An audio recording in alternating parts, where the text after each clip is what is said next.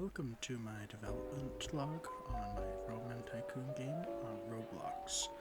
If you've seen the previous two videos, I created buttons and then I set the prices for the buttons. In this video, I'm going to be cleaning up this old GUI. As you see the buttons on the side, they're really nothing special. So here I am, I'm just opening up the script that makes it work. I don't know who wrote this, it wasn't myself. It's just not the prettiest code to work with, so I'm just gonna work with it. I don't know, I would rewrite it all from scratch, but I don't really have time for that, nor the patience or anything. So yeah, I'm just defining my new variables. I had to get rid of all the old ones because it's not laid out the exact same. Mostly what I'm going to be doing is just setting new references for all the different GUI frames that used to be there. So yeah, right now I'm setting up the code GUI. I did not make this GUI myself, by the way. You'll see it later, but as of right now I can't actually see it. But I did not make this myself. I bought a kit with this. I don't know, it was a good deal. I've just picked it up. I'm really not good at making GUI, so I figured it was a good investment. Neither me nor my modeling friend can do it very well. I could code the GUI, but I have made two other games and that is not one of my strong suits. So here I am. Whoever made this GUI, everything's just in like 3-4 different layers. So here I am, I'm just getting a reference that's without having to write out the whole 4 layers just to access it. Yeah, so I did the codes and now here I am, I'm setting up the rebirth buttons. The Tycoon has a system where when you're actually available to rebirth, that's when it shows the buttons, so it's what that code above what I'm working on is. And here, you see at the bottom right corner of my game screen, there's a little arrow. That's kind of just like a little admin GUI when you're in Studio to give yourself money, so that's what that previous code was.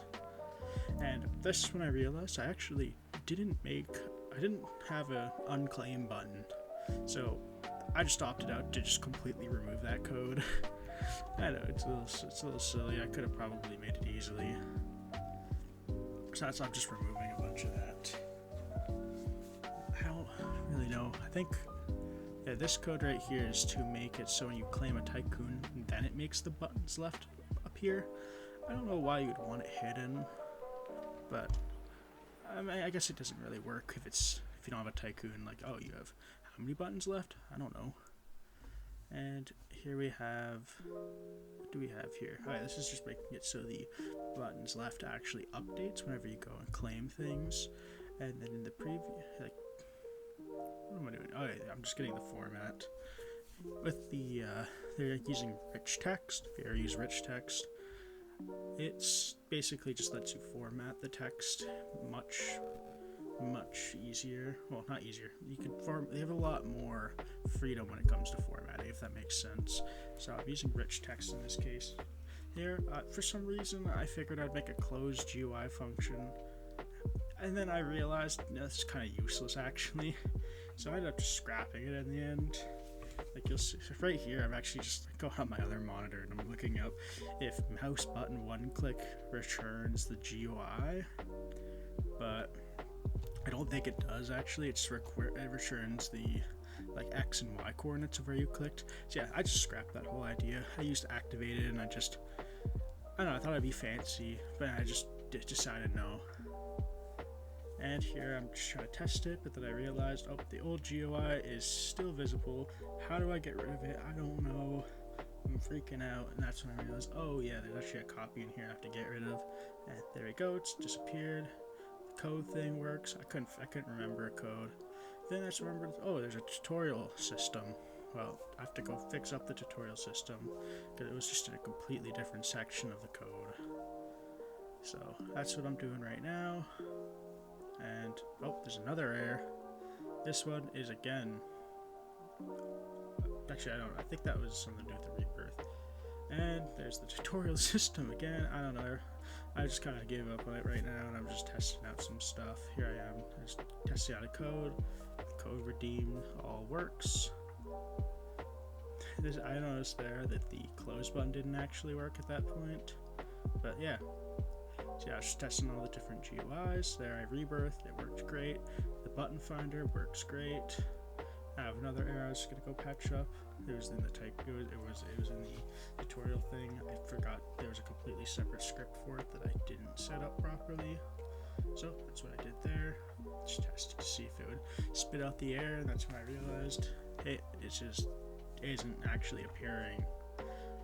I think it's because obviously I've played it before, seeing I've tested it so many times, so I was thinking maybe that's why. I just left it to ignore it. Couldn't figure out why the close buttons weren't actually working. I just noticed how I misspelled functionality. I couldn't figure out why the close buttons weren't working. One of them was working, the code one, but for some reason the rebirth one wasn't working. I thought that moving it up would help, but you'll see later it didn't. I didn't figure it out till the end. I actually had to go change some properties. Yeah, right now what I'm doing is in the rebirth GUI, there's actually a value in there. I'm going to have it so it updates the number of rebirths you have. So that's what I'm doing right here. Current rebirths, it says it's 0. With this, it should update it whenever I rebirth to have my current rebirth value. It's not going to work when I show it off later.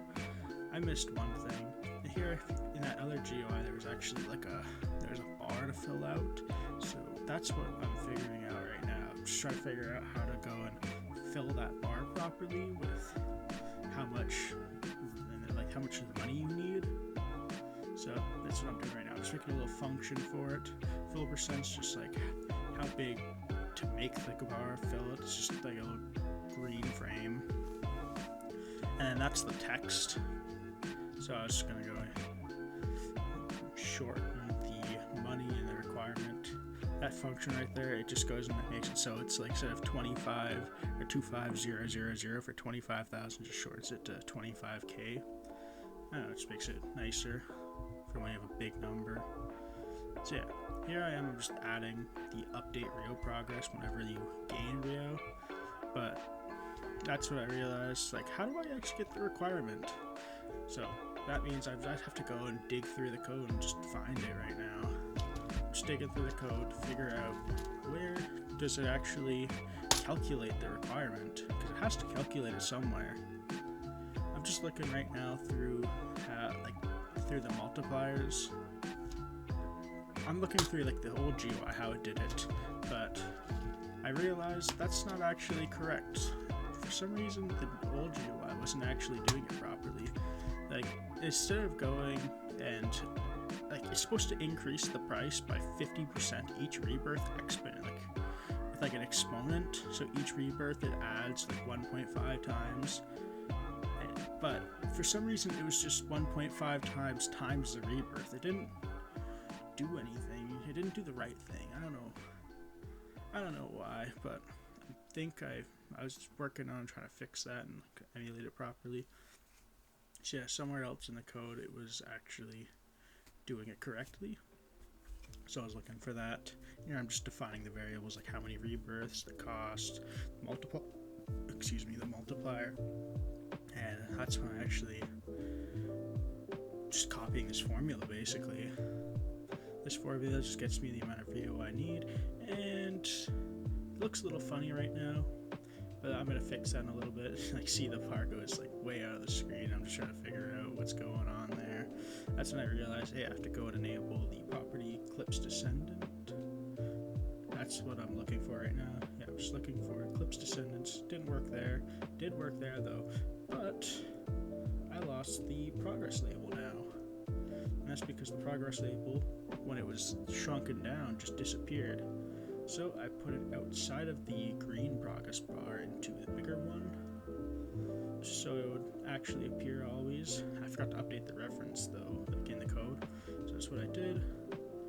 Now it'll appear always, and there we go. That section's done. But the number wasn't correct. I forgot some brackets. I don't know if you learned it in school, but some people did bed mass, some other people did ped mass. I don't know. It depends if you call it brackets, parentheses. I learned bed mass. Yeah, over here we call it brackets. I I know it's parentheses, but we just call it brackets. I didn't notice it, but we actually reached the end of the video. Thank you for watching, and I'll see you in the next one.